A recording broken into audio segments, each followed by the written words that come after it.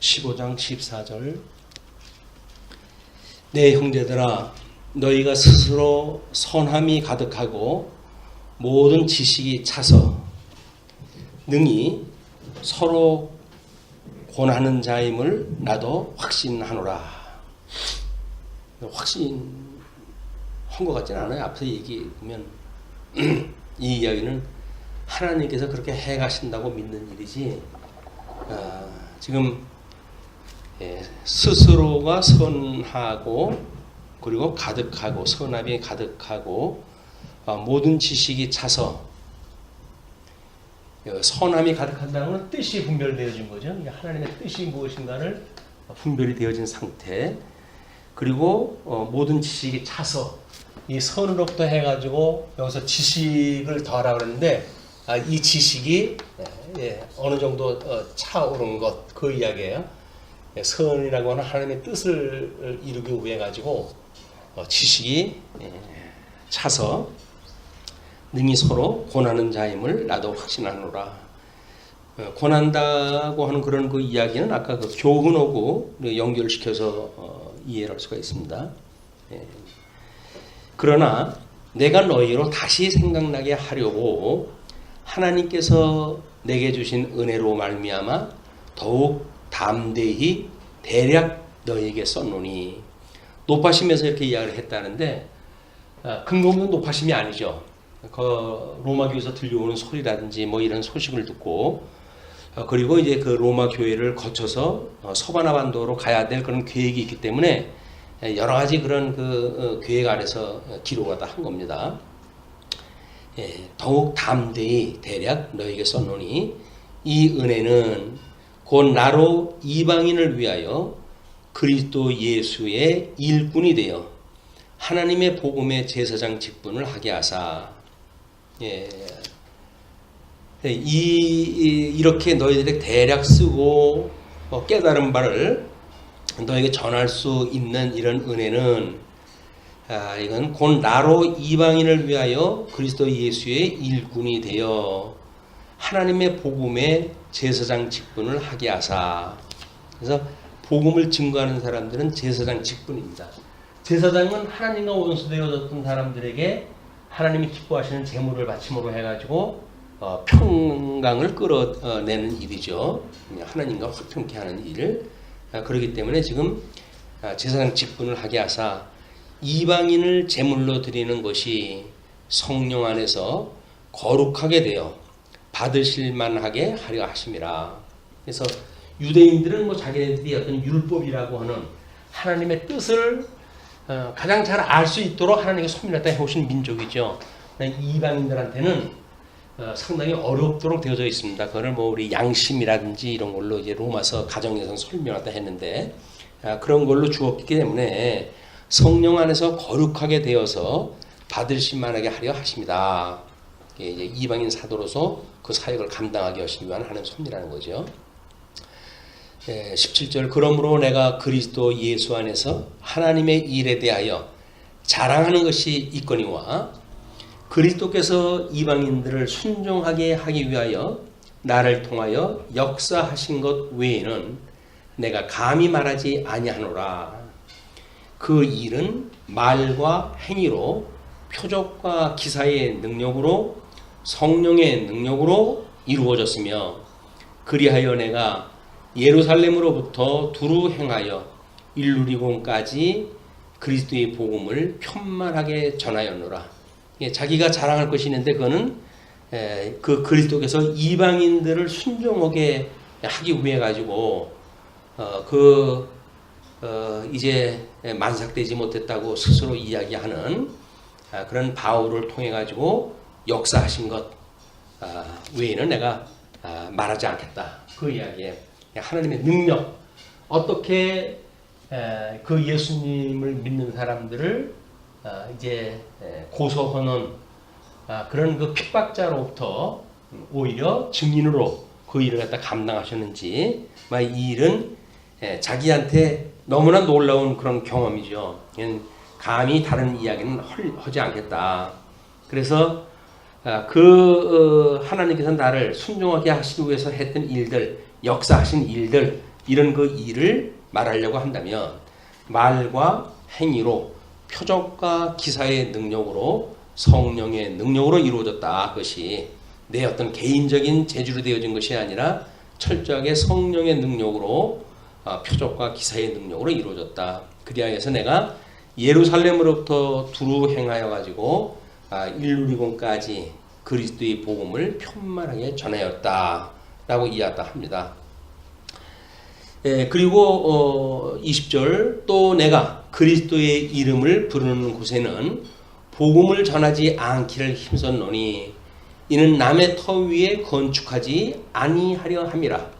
이방인의 사도로 부름을 받았기 때문에 여기서 뭐 이 그리스도의 이름을 부르는 곳, 그 이야기는 예루살렘과 온 유대와 사마리아와 그 다음에 땅까지 일어나 복음의 증인이 되라고 했는데, 우리 아마 그 유대 지방서부터 있었던 일은 베드로를 중심으로 한 12사도들이 증거했던 영역이거든요. 그것을 내가 하려고 한 것이 아니라 이방인들의 사역자로 내가 부름을 받았기 때문에 그렇게 복음을 전하지 않기로 했는데, 이것은 남의 터 위에 건축하지 아니하려 합니다. 남의 터라고 하는 이야기는 12사도들이 이 교회의 기둥이 돼가지고 세워져 가는 그 교회, 그것이 아니라 그 유대인들과는 다르게 그 이방인들에게 이 복음을 증거하기 위한 그렇게 했다, 그런 그 이야기죠. 그런 성경 근거를 제시를 했다 하는데, 주의 소식을 받지 못한 자들이 볼 것이요 듣지 못한 자들이 깨달으리라 라고 했던 이사야서 52장 15절 말씀을 인용했다 해요. 그런 거와 같다. 이미 복음이 편만한 그 유대라든지 예루살렘이라든지 이런 것이 아니라 나는 복음이 들리지 않았던 그런 외지 이방인들에게 복음을 증거하였다, 그런 그 이야기죠. 그냥 남의 터 위에 건축하지 않는다고 하는 그런 그 이야기를 한번 고린도 후서의 10장 13절을 보실까요? 고린도 후서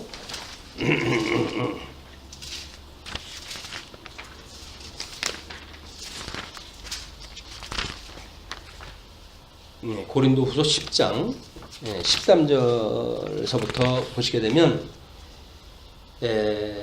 그러나 우리는 분수 이상의 자랑을 하지 않고 오직 하나님이 우리에게 나누어 주신 그 범위의 한계를 따라 하노니 곧 너희에게까지 이른 것이라. 우리가 너희에게 미치지 못할 자로서 스스로 지나쳐 나아간 것이 아니요 그리스도의 복음으로 너희에게까지 이른 것이라. 우리는 남의 수고를 가지고 분수 이상의 자랑을 하는 것이 아니라 오직 너희 믿음이 자랄수록 우리의 규범을 따라 너희 가운데서 더욱 풍성하여지기를 바라노라 라고 해가지고, 지금 그 다른 사역자, 이걸 중복되는 일을 지금 피했다, 그런 걸 이야기해요. 그래서 이제 고린도 전서에서는 그렇게 이야기를 하잖아요. 나는 뿌렸고 그다음 이제 그런 자기의 그런 사역과 물을 준 사역자와 그것이 있으되 자라게 하시는 이는 하나님이다. 그래서 하나님의 주권 아래 각양 다른 은사를 가지고 그 일을 했다라고 하는 걸 이야기를 하는 거예요. 그러니까 우리가 이제 뭐 예를 들어서 어떤 좀 말씀이 전해져 있는 그곳에서는 복음을 증거지 않는 것이 뭐 목회 도리다, 이렇게 주장하는 사람들이 있거든요. 그렇지는 않습니다. 왜냐하면 사도 바울의 그 원리에 따르게 되면 그 지역에 안 간다는 이야기가 아니에요. 씨를 뿌린 자가 있으면 물을 주는 자는 그 지역에서 물을 준다는 거 아니겠어요? 근데 그런 그 일들은 어떤 그런 경쟁이 있게 되어지는 교구 뭐 이런 문제에 있어서 지역을 정리하고자 하는 이런 사람들의 자기 정당화야, 자기 정당화. 뭐 우리도 그랬잖아요. 청주 내에서는 교회를 세우면 안 된다. 이런 총회법에 뭐 이렇게 비춰봤을 때 말도 안 되는 그런 주장을 갖다 하고 그걸로 이해가지고 결국은 우리가 이제 뭐 총에서 출교가 되어 우리 그 노예에서 출교가 되고 이제 이런 그 사단이 나는데 이런 사단은 자기네들의 어떤 그런 목적을 위해 가지고 만들어낸 논리들이에요. 그 논리를 잘못 보게 되면 우리는 마치 성령을 위배한 사람이라고 생각이 들잖아요. 근데 그렇지는 않습니다. 같은 지역에 씨를 뿌리는 자가 있으면 물을 주는 자가 있고 그런 그 이야기고 사도 바울이 이야기했던 것은 중첩되지 않도록 지금 그렇게 했다 그런 그 이야기죠. 유대인들과 이방인의 이런 영역 12사도가 있는 곳에는 자기가 이미 이방인의 사도로 부름을 받았기 때문에 그건 구분되어진다는 이야기지 마치 같은 지역에 교회가 뭐 2개가 있으면 안 된다든지 이런 그 논리는 전혀 말이 안 되는 것이다. 그리고 그 22절서부터 29절 보시게 되면 로마 방문 계획 목적과 협조를 부탁을 했다 하죠. 그러므로 또한 내가 너희에게 가려 하던 것이 여러 번 막혔더니 이제는 이 지방에 일할 곳이 없고 사도 바울의 그런 그 일이에요. 우리가 1차 전도 여행 때 씨를 뿌렸다고 한다면 2차 전도 여행 때는 물을 주고 그랬어요. 그걸 우리가 뭐 이제 훈련이라고 이렇게 의미를 갖다 부여를 갖다 했는데 그렇기 때문에 지금 이 지방에서 일할 곳이 없고라고 하는 그 이야기는 사도 바울이 뭐 전도도 했고 그 지역에 다시 2차, 3차 가가지고 굳게도 하는 일을 갖다 했고 그랬기 때문에 지금 이제 다른 영역을 가겠다는 이야기지. 뭐 일할 곳이 없다라고 해가지고 사도 바울이 이럴 만한 그런 그 일이 없다는 이야기는 이런 광범위하게 로마 지역이라든지 어떤 선교 전략을 갖다 이제 꾸려나가기 위한 그런 큰 그림 안에서 있다는 이야기지. 뭐 전도시를 다 돌았기 때문에 없다 이런 그 개념이 아닙니다. 그래서 이제 또 여러 해 전부터 언제든지 서바나로 갈 때에 너희에게 가기를 바라고 있었으니 이는 지나가는 길에 너희를 보고 먼저 너희와 사귐으로 얼마간 기쁨을 가진 후에 아직도 일면식이 없어요. 그 사람들하고는. 다만 이제 복음의 이방인 복음의 사역자로 소문이 났고 그의 복음을 듣고 간 사람들이 이제 교회 생활을 다 하고 이런 그 정도지 거기에 직접 간 바가 없기 때문에 너희와 사귐으로 얼마간 기쁨을 가진 후에 너희가 그리로 보내주기를 바람이라. 보내준다는 이야기는 뭐예요? 허락을 이야기하는 건가요? 서바나 지역으로 간다는 이야기는 많은 경비가 들어가니까 너희들이 그 일을 좀 날 보내줬으면 좋겠다. 그런 그 이야기예요. 사도 바울이 뭐 왜 고린도 교회처럼 자비량하면서 가지 이렇게 비아냥거리는 사람이 있었다고 한다면 그 사람은 사도 바울의 동역자들이 아닌 거예요. 그런 그 일이. 그러나 이제는 내가 성도를 섬기는 일로 예루살렘에 가노니 지금 연보를 받은 일이 있는데 그 연보를 가지고 예루살렘에 갈 계획이 있는 거죠. 그러니 이는 마게도냐와 아가야 사람들이 예루살렘 성도 중 가난한 자들을 위하여 기쁘게 얼마를 연보하였습니다. 그래서 지금 이제 그들에게 지금 이 아가야 지방이라든지 마게도냐 지방이라든지 이런 그 지방은 3차 전도 여행, 2차 전도 여행 때 마게도니아로 건너갔고 그 다음에 이제 아가야로 건너가가지고 이제 3차 전도 여행 때 더욱 굳게 했던 지역들 아닙니까? 근데 예루살렘에 극한 그 가뭄이 와가지고 상당히 어려움에 있다는 그런 그 이야기를 듣고 마게도냐와 아가야 사람들이 연보를 다 한 거예요. 그냥 기쁘게 얼마를 연보했기 때문에 그들의 예루살렘으로 내가 그 성도를 섬기러 가는 그런 그 계획을 가지고 있다 그 얘기죠. 저희가 기뻐서 하였거니와 또한 저희는 그들에게 빚진 자니 빚졌다는 이야기는 복음으로 예루살렘부터 복음으로 이제 넘어왔다고 한다면 지금 경제적으로 어려운데 가는 일이기 때문에 만일 이방인들이 그들의 영적인 것을 나눠 가졌으면 육적인 것으로 그들을 섬기는 것이 마땅하니라. 그러니까는 우리가 뭐 이것을 이제 크게로 이야기를 하면 예루살렘 교회와 그다음에 아가야, 마게도니아 반도 이렇게 떨어져 있는 교회 아닙니까? 여기는 유대인들 중심의 교회고 여기는 이방인 중심의 교회란 말이에요. 근데 복음이 예루살렘으로부터 온 유대와 사마리아와 땅까지 이르러 복음이 증거되어진다고 했기 때문에 사실은 이 예루살렘으로부터 복음이 전파되어지신 거 아니에요? 그러니까 지금 이방인들에게 너희들의 복음이 들어왔으니까 영적으로 해가지고는 지금 너희들이 도움을 받았다.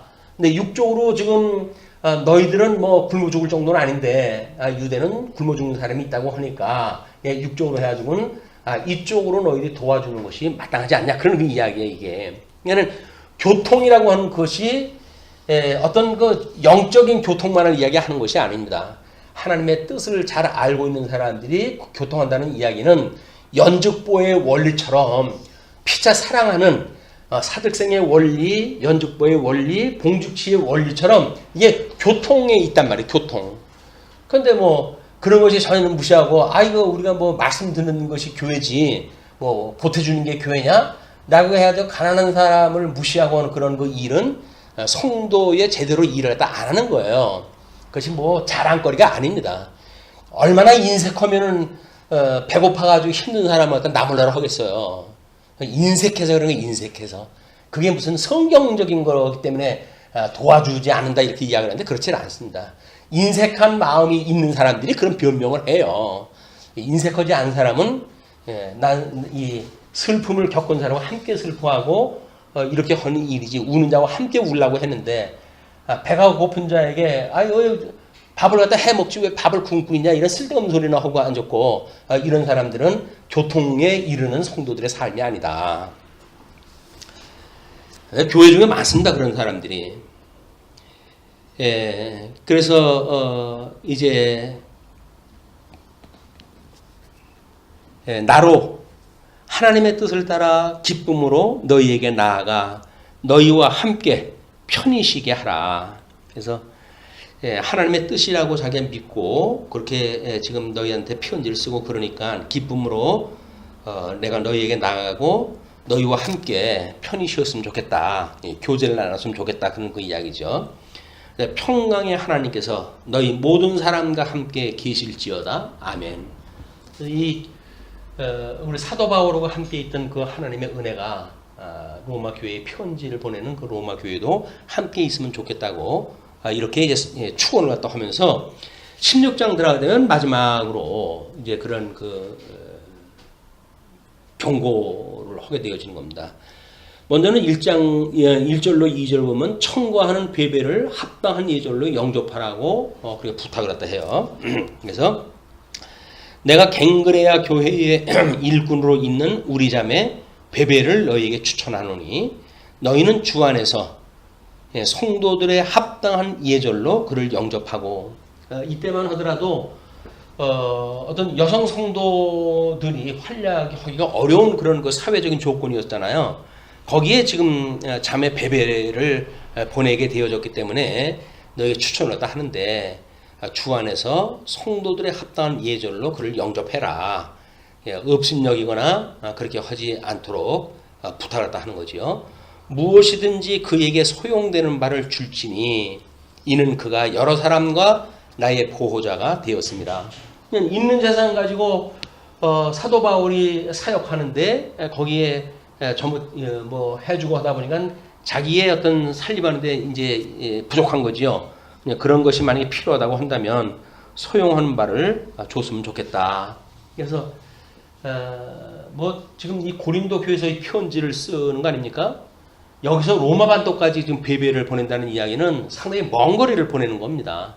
그렇기 때문에 나아가 너희들한테 도착하게 되면 나오고 이런 아름다운 교통뿐만 아니라 내가 앞서 보내는 베베에게도 너희들이 그렇게 처신을 해주면 좋겠다. 그런 그 이야기죠. 그래서 3절로 16절 보시게 되면 바울의 동역자와 성도들에게 문안을 부탁하는 일이 소개가 되어집니다. 너희는 그리스도 예수 안에서 나의 동역자인 브리스가와 아굴라에게 문안하라. 그들은 내 목숨을 위하여 자기들의 목까지도 내놓았나니 나뿐 아니라 이방인의 모든 교회도 그들에게 감사하느니라. 그래서 지금 먼저 로마로부터 추방되어졌던 그런 그 사람들, 그래서 그 브리스게와 아굴라가 있는데 특별히 그렇게 어려움이 있을 때 함께 동역을 갖다 하고 또 같은 직업을 가지고 선한 일을 갖다 함께 했던 이런 그 일이기도 하고 그렇죠. 그래서 감사를 한다. 이제 그런 그 목까지도 이방인들도 그들에게 감사를 한다. 또 저의 집에 있는 교회에게도 문안하라. 내가 사랑하는 에베네도에게 문안하라. 그는 아시아에서 그리스도께 처음 맺은 열매니라. 우리 지금 저 달력의 사진에 보게 되면 지금 1차 전도 여행 때예요. 1차 전도 여행 때 구브로로 갔다가 바보에서 배 타고 그 해협을 건너가지고 첫 아시아 성입니다. 저게 지금 양쪽 문이에요, 문. 이제 그 문으로 해가지고 사람들이 들어갔던 그 곳인데, 뭐 맨날 보는 그림이니까 그 내용 뭐 한 번 읽어보지도 않았죠. 그래 했나가 보다. 네. 워낙 우리가 바쁘니까 뭐 충분히 이해하죠. 워낙 바쁘니까. 바로 눈앞에 있는 거 볼 시간이 어디 있습니까? 멀리 있는 것도 볼 시간이 없는데. 예, 너희를 위하여 많이 수고한 마리아에게 문안하라. 끊임없이 이렇게 우리 사직생, 연직보, 봉주치로 해가지고 섬겼던 사람들, 이런 사람들을 마땅한 예절로 문안하는 걸 갖다 부탁하다 합니다. 내 친척이요 나와 함께 가졌던 안드로니고와 유니아에게도 문안하라. 그들은 사도들에게 존중이 여겨지고 또한 나보다 먼저 그리스도 안에 있는 자라. 그래서 사도들과 동역을 갖다 했을 정도니까 사도 바울이 예수님을 영접하기 전서부터 이미 믿었던 자예요. 그래서 나보다 먼저 그리스도 안에 있는 자다 이렇게 이야기합니다. 또 주 안에서 내 사랑하는 암블리아에게 문안하라. 그리스도 안에서 우리의 동역자인 우르바노와 나의 사랑하는 스다구에게 문안하라. 사도 바울이 1차, 2차, 3차 그 전도 여행을 하면서 수많은 사람들한테 도움을 받았어요. 뭐 도움이라고 하는 것이 뭐 사사로운 도움이 아니죠. 이런 그 주의 일을 다 하기 위해서 동역을 위한 이런 그 사랑의 짐, 사도 바울이 이야기했던 사랑의 짐을 졌던 사람들인데 그걸 잊지 않습니다. 끊임없이 그걸 이야기를 해요. 그리스도 안에서 우리의 동역자인 우르바노와 나의 사랑하는 스다구에게 문안하라. 그리스도 안에서 인정함을 받은 아벨레에게 문안하라. 아리스토블로의 권속에게 문안하라. 물론 그 본인뿐만 아니라 거기 권속에 해당된 사람들까지도 문안을 부탁을 했다 해요. 내 친척 헤로디온에게 문안하라. 나기수의 가족 중 주 안에 있는 자들에게 문안하라. 그래서 주 안에 있는 자들에게 문안하라고 하는 그런 그 이야기로 봤을 땐 이런 교통의 관점을 주고 이야기다 하는 겁니다. 그렇다고 해가지고 그 사람들한테 뭐 원수보다 더라 그런 그 이야기는 아니죠. 일단 그 안부를 묻는 것, 그거는 믿는 자들, 이런 자들에게 문안을 하고, 주 안에서 수고한 두루베나와 두루보사에게 문안하라. 주 안에서 많이 수고하고 사랑하는 버시에게 문안하라. 13절 주 안에서 택하심을 입은 루포와 그의 어머니에게 문안하라. 그의 어머니는 곧 내 어머니니라. 그래서 이제 그 많은 사람들의 그 이름들이 언급이 되어지는데 다른 성경에서 이거 중복되어지는 이름이 가끔 있어요. 그 이름이 같은 이름인지는 이게 확인 안 되기 때문에 굳이 끌어다가 어떤 그런 설명하는 거는 그렇게 지혜로운 일은 아니라고 보여집니다. 성경 본문을 이해하는데. 그러나 여기는 요한 2서 1장 1절이 지금 소개가 되어져 있어요. 그 요한 2서의 1장 1절 한번 보실까요?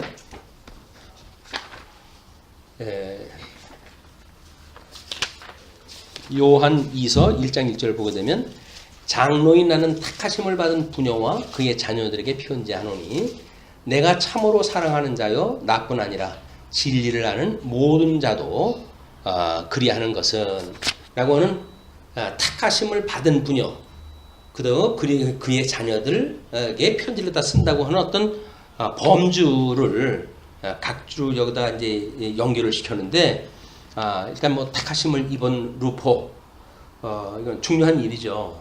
뭐 아마 사도 바울이 그렇게 이야기를 하잖아요. 나하고 함께 있던 자들이 다 나를 떠났고 지금은 아무 개밖에 없다라고 이야기를 하면서 디모데에게 편지를 갖다 하지 않습니까?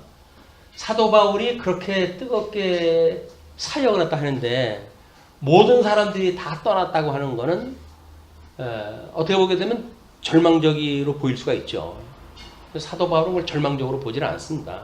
그런 그 이런 하나님께서 지금 어떤 함께 있을 이 조건이 아닌 거예요. 옥에 갇혔다든지 이런 그 일들은 다만 이제 사사로이 떠난 자 그건 배를 위하여 뭐 이렇게 이제 그걸 언급을 하죠. 이런 그 일들이 구분이 되어질 이유가 있다고 보여집니다. 그다음에 아순그리도와 블레곤과 허메와 바드로바와 허마와 및 그들과 함께 있는 형제들에게 문안하라. 또 빌롤로고와 율리아와 또 네레오와 그의 자매와 올름바와 그들과 함께 있는 모든 성도에게 문안하라. 이렇게 지금 이 문제는 이제 로마의 지금 지역에 있는 거예요. 로마 지역에 있어가지고 지금 유대인들하고 이방인들하고 갈등이 있다고 하는 소식을 듣고 지금 이방인에 대한 문제가 무엇인지 이걸 실체적인 언약과 또 모형적인 언약을 구체적으로 지금 하나님의 의를 설명할 때 설명을 했잖아요. 하나라고 하는 원리를 설명하다 했는데 이런 거 설명을 하면서 지금 교제를 나누라는 이야기는 비록 로마의 너희들은 같이 있는 유대인들과 이방인들 간에도 이걸 화합을 못한다고 한다면 너희들로 떨어져 있는 여기서 나는 지금 예루살렘으로 해가지고 연보를 보내준 걸 가지고 가야 되는 그런 그 입장이기도 하고 그 마게도냐 사람들하고 그 사람들은 유대 예루살렘에 있는 사람들을 가지고 연보도 하고 이것이 교제의 원리인데 너희들이 같은 교중에 있으면서 이렇게 하는 것은 옳지가 않다. 그러니까 너희들이 오히려 떨어져 있는 다른 교회의 무난함으로 해가지고 교제를 나누었으면 좋겠다. 그런 그 이야기입니다. 이거는 우리들 스스로가 교제, 이 교통을 떨어져 있는 사람들하고 교통으로 해가지고 내부적으로 우리가 얼마나 중요한 건지 알 수가 있죠. 그런데 바깥에 대하여 폐쇄적인 사람들이 내부적으로 강하냐? 그렇지 않습니다. 어차피 그건 또 내부로 싸워야 돼요. 그런 인간들은 언제고 누군가 싸워야 될 대상이 있기를 원하는 사람들이기 때문에 싸울 수밖에 없는 인간들이에요. 그래서 이렇게 멀리 떨어져 있는 사람들, 사도 바울을 위해서 복음을 위해서 일했던 사람들, 이런 사람들에도 너희들이 문안을 갖다 해줬으면 좋겠다. 사도 바울이 그런 그 부탁을 다 하는 겁니다. 그리고 너희가 거룩하게 입맞춤으로 서로 문안하라. 그리스도의 모든 교회가 다 너희에게 문안하느니라. 다른 교회도 너희들한테 문안하고 있다 이 얘기죠. 너희들 외롭게 로마 지역으로 뚝 떨어져 있어가지고 너희들 혼자 있다고 생각하지 마. 지금 예루살렘으로 시작되어진 모든 교회가 함께 있는 거야. 그런 그 이야기죠. 우리들한테 이야기하는 거 같지 않습니까? 너희들 뭐 노예에서 그렇게 해가지고 별 볼 일 없다고 해가지고 염려하지 마. 이렇게 진리를 위한 교회가 얼마든지 있단다. 그런 그 교회와 끊임없이 교류를 하고 교통하고 이런 그 일들이 피차 안에 주 안에서 사랑하는 일이야. 그런 그 이야기를 역설적으로 할 수도 있는 거죠. 다음에 이제 17절부터 27절까지 바울의 경고가 소개되어지는데 20절까지는 교훈을 거스려 분쟁을 일으키는 자들에게 경계를 갖다 합니다. 형제들아 내가 너희를 권하노니 너희가 배운 교훈을 거슬러 분쟁을 일으키거나 거치게 하는 자들을 살피고 그들에게서 떠나라. 이야기를 해요. 이 분쟁하는 자는 결국 이제 전쟁한 것이 있죠. 유대인들과 이방인들 간의 갈등 뭐 이런 걸로 해가지고 이방인들이 유대인들이 정 못 살게 군다고 한다면 거기에서 너희들이 떠나라. 그런 그 이야기일 수가 있는 거죠. 이 같은 자들은 우리 주 그리스도를 섬기지 아니하고 다만 자기들의 배만 섬기나니 교활한 말과 아첨하는 말로 순전한 자들의 마음을 미혹하느니라. 그래서 이 성도의 하나님의 의로 말미암은 교회에서 일어나는 교통의 문제가 전혀 아닌 이런 그 일들, 이런 것이 사단의 사역이라고 하는 걸 좀 강조하다 합니다. 너희의 순종함이 모든 사람에게 들리는지라. 그러므로 내가 너희로 말미암아 기뻐하노니 너희가 선한 데 지혜롭고 악한 데 미련하기를 원하노라. 그래서 이 지혜로운 것, 선한 데는 지혜롭고 악한 데는 미련하는 것. 제가 글 올린 데가 그걸 갖다 했어요. 원수를 갚지 마세요. 이런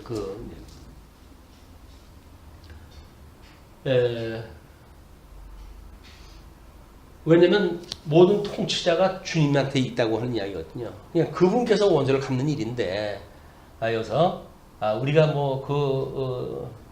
섣부른 지식을 가지고 그래가지고 원수를 받거나 이런 그 일들은 필요가 없는 일이다. 미련한 일이다. 그 이야기죠. 세상에 우리들의 이 싸움은 혈과 육에 대한 싸움이 아니기 때문에 미련한 싸움이에요, 이게. 그러니까 그렇게 하지 마라. 원수는 네가 갚을 생각하지 마라. 하나님이 다 심판자 대신 주님이 있는데 지가 나서가지고 오지랖 넓게 해가지고 쟤는 어떻고 저는 어떻고 해가지고 심판하다 하냐. 그런 그 이야기죠. 그러면서 20절 평강의 하나님께서 속히 사탄을 너희 발 아래에서 상하게 하시리라. 이게 전부 대적자를 갚는 일이에요. 요한계시록에서 그 인사말이 적으면 그 이야기입니다. 속히 이루어질 일을 갖다가 내가 이제 편지를 번역해 한다. 속히 이루어질 일이라고 그래요. 속히 이루어질 일이라고 그러니까 마치 금방 있어야 되는 일이라고 보는데 끝자락에 가게 되면 예수님 재림에 대한 걸 이야기했을 때 속히 오시겠다고 이렇게 이야기를 해요. 그럼 대적을 멸한다고 하는 그 이야기가 언제입니까? 지금 지금 그 교회가 이 환란을 당하고 있는 그런 그 가운데 있는데 이 사람들의 이 환란에 대한 대적을 주님이 오셔야 이걸 갚는 거 아니겠어요? 현대 너희들이 환란 받고 있다고 염려하지 마. 속히 무슨 일이 일어나냐면 주님이 오셔서 너희 대적을 다 멸하실 거야. 그 이야기예요. 유수로부터 회복해 주셨던 주님, 우리의 음부로 내려가서 사망 것을 이기시고 부활하셨던 주님, 그 주님께서는 너희들 약속하신 대로 너희들이 지금 환난을 받고 있으나 주님이 오셔서 모든 대적을 멸하실 거야. 이것이 속히 될 일이에요. 이거를 미래 사람만 이해한다 하는데 이 대적을 멸한다고 하는 그 이야기를 이것만 해가지고 설명이 안 되잖아요. 그러니까는 이 대적을 멸하는 이 논리를 과거 사람부터 쭉 설명을 해오는 거예요, 지금. 구약 성경에서는 어떻게 이 대적을 멸했고, 그 다음에 이런 걸로 해가지고는 어떻게 그 권능은 어디에서 내려오는 거고, 라고 하는 걸 전부 설명을 하는 거기 때문에, 사실은 길어요, 이게 내용이. 마리아 속해 온다고 이야기를 하고, 어떤 그 명제적으로 이야기를 한다면, 재림해가지고 대적 심판하신다는 이야기 아닙니까? 간단한 이야기예요. 그러나 그것이 복잡하게 설명하다 하는 이유는 이 권세가 위로부터 오는 권세고 심지어 환난을 주고 있는 그 대적자들의 권세도 주님께로부터 온 거라는 거예요. 그러니까 너희들이 원수 그냥 너희들이 갚는다고 하는 그런 생각하지 말고 주님이 오시게 되면 대적을 다 멸하실 거야. 그걸 편지로다 보낸 거예요. 그러면 요한계시록에 그 편지를 써가지고 달랑 편지만 보냈잖아요. 교회에 7교회. 그럼 7교회가 환난을 당하고 있는데 위로가 되었을까요? 아니면 예수님이 오신다고 그러면서 이런 것만 보냈어. 이건 쓰지 않아도 알 건데 라고 해서 절망했을까요? 편지를 받았으니까 위로 받았을 거 아니겠어요? 2000년 역사까지 그 사람들이 다 내다보고 위로 받았을까요? 아니에요. 편지만 달랑 받아보고 위로 받았어요.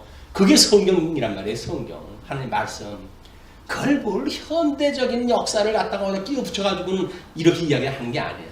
특별 계시의 원리를 가지고 우리는 일반 계시를 다만 해석을 할 뿐이에요.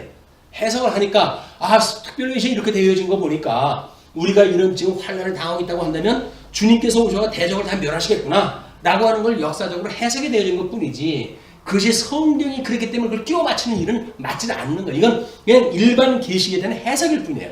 특별 계시의 해석은 성경 가지고 이야기가 돼요. 성경 가지고. 네, 이런 것이 이제 오해가 되어지기 때문에 우리 요한계시록 95년경에 기록이 되어졌는데 95년 이후의 역사를 자꾸 끼워가지고 뭔가 이 근거를 갖다 삼으려고 그러는데 그건 맞지는 않습니다. 전부 과거의 이 근거예요. 과거의 근거. 그리고 현재 당하고 있는 것. 그럼 미래에 대한 거는 약속이 다 성경으로 예수님 오실 거야. 그 음부의 권세 바벨론 하나님께 다 멸하실 거야. 라고 해서 하나님께 멸하신다고는 약속만 있어요. 그 약속을 믿는 게 믿음으로 사는 거 아닌가요? 이루어진 걸 믿는 게 믿음이에요? 아니랬잖아요, 우리가. 끊임없이 우리의 믿음은 뭐예요? 이루어질 걸로 믿습니다. 라고 믿는 거예요. 우리가 보지 않고 믿는 거예요. 바라볼 것들의 실상을 믿는 거예요. 근데 우리는 역사적인 현상을 가지고 봐라. 우리 주님께서 이렇게 하시지 않느냐. 라고 해가지고 믿음을 강요하는데 그건 억지입니다. 요한계시록에 많은 오해가 그렇게 되어진 거예요. 자, 이제 우리 주 예수의 은혜가 너희에게 있을지어다. 은혜를 우리는 늘 은혜를 품어야 돼요. 옛날 신비주의 운동하고 그랬을 때 은혜 구한 우리에게 은혜 주시고 성령 구한 우리에게 성령 주시고 라고 하는 걸로 해가지고 좀 촌스러워서 그랬는데 성도들한테는 은혜 구할 것밖에 없어요. 21절에서부터 24절 바울의 동역자들이 수신 형제들에게 문안을 갖다 합니다. 나의 동역자 디모데와 나의 친청 누교와 야성과 소시바더가 너희에게 문안하느니라. 다른 거 하는 거 없어요. 그냥 문안했어요. 그 문안했다는 그 이야기는 기도하는 가운데 있으니까 문안이 나왔을까요? 아니면 기도도 안 하면서 그냥 문안만 나왔을까요? 그건 아마 각자가 우리가 생각해 보시면 우리들의 그런 그 생각대로 이것이 해석될 거라고 보여집니다. 이 편지를 기록하는 나 더디오도 주 안에서 너에게 문안하노라. 나와 온 교회를 돌보아주는 가이오도 너에게 문안하고 이 성의 재무관 에라스도와 형제 구아도도 너에게 문안하느니라. 다음에 25절로 27절 작정대로 언약 성취 섭리하시는 영광을 찬양합니다. 나의 복음과 예수 그리스도를 전파함은 영세 전부터 감추어졌다가 이제는 나타내신 바 되었으며 영원하신 하나님의 명을 따라 선지자들의 글로 말미암아 모든 민족이 믿어 순종하게 하시려고 알게 하신 바 그 신비의 계시를 따라 된 것이니 이 복음으로 너희를 능히 경고하게 하실. 문장이 상당히 길어요. 이 문장이 긴 거는 끊어가지고 우리가 이걸 이해를 해야 이해가 쉬운데 문장 긴 거 그냥 읽고 나서 무슨 뜻인지도 모르고 그냥 지나가게 되어집니다. 일단 나의 복음과 나의 복음이라고 하는 건 뭐예요? 내가 너희들한테 전했던 편지 글을 갖다 이야기를 하는 거죠. 예수 그리스도를 전파함은 영세전부터 감추어졌다가 이미 창세전서부터 있었던 그런 그 이야기인데 이제는 나타내신 바 되었다. 예수님이 하나님의 의가 나타났다고 이렇게 설명을 한 방식으로 영원하신 하나님의 명을 따라가지고 그 하나님을 영원하신 하나님이라고 이름을 붙여요. 그 이야기는 지금 그 감춰졌던 오래 영원전서부터 감춰졌던 그런 그 일을 소개하기 때문에 그런 하나님의 그 이름을 갖다 대는 거죠. 그러면서 그런 하나님의 명을 따라가지고 선지자들의 글로 말미암아 구약 성경에 이미 선지자들이 다 그 이야기를 했다는 거예요. 지금 예수님이 죽어야 되고 부활해야 되고 그런 그 이야기를 다 했기 때문에 그런 그 선지자들의 글로 말미암아 모든 민족이 믿어 순종하게 하시려고 그 이야기는 유대인뿐만 아니라 선지자들이 썼던 그 유대인들한테 주어졌던 그 편지이기 때문에 유대인들에 속해진 것뿐만 아니라 모든 민족이 믿어 순종하게 하시려고 알게 하신 바 그 신비의 계시를 따라 된 것이니 계시라고는 신비의 계시예요. 이걸 이성적으로 이해를 한다든지 그런 것이 불가능한 것이 신비의 계시로 주어졌기 때문에 그렇습니다. 된 것이니 이 복음으로 너희를 능히 경고하게 하실 하나님의 의에 대한 것만 나왔고 칭의에 대한 것만 나왔고 그 다음에 영적 예배에 대한 걸로 통해 가지고 영적 예배에서 믿음이 큰 자와 작은 자의 삶이 어떻게 되어진다고 하는 걸 이야기를 했을 뿐이에요. 그러나 이걸로 해가지고 지금 온전한 덕을 세우는 데까지 갈 때는 시간이 걸리는데 그것이 이 복음으로 너희를 능히 견고하게 하실 그 이야기는 뭐예요? 성화라고 하는 것이 어떻게 되어진다고요? 칭의를 믿는 믿음으로 해가지고 성화를 믿는 거예요. 칭의의 믿음이 따로 있는 게 아니라고요. 이런 의를 믿는 사람들이 우리를 굳게 하실 그런 그 하나님을 믿는 일이다. 그것이 견고하게 하실 지혜로우신 하나님께 예수 그리스도로 말미암아 영광이 세세무궁하도록 있을지어다. 아멘.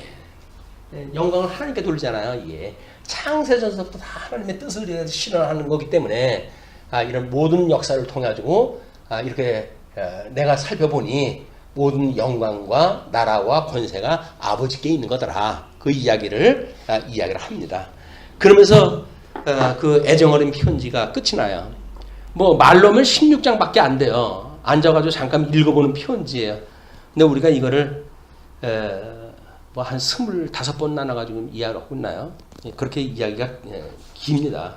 근데 이 편지를 받은 사람들은 이때 이 편지를 받은 사람들은 우리처럼 이렇게 강론을 안 해도 그냥 이걸 듣기만 해도 무슨 뜻인지를 알았고 역사적 배경을 이해를 했고 그랬던 사람이에요. 우리는 워낙 지금 동떨어져 있는 데서 이걸 공부를 하다 보니까 왜곡되어진 거를 뭔가 좀 바로 잡아야 되고 해서 긴 설명이 필요했었다. 그래서 구약 성경을 잘 알게 된다고 한다면 90%는 다 아는 거예요.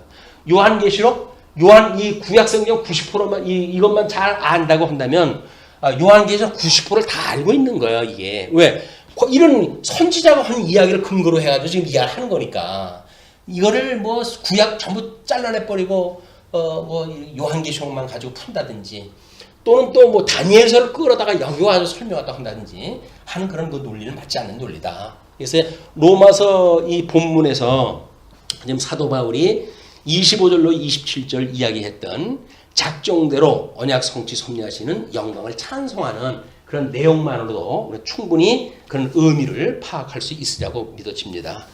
자, 오늘로 해서 대미를 장식하고 다음 시간부터 고린도전서 들어가도록 하겠습니다.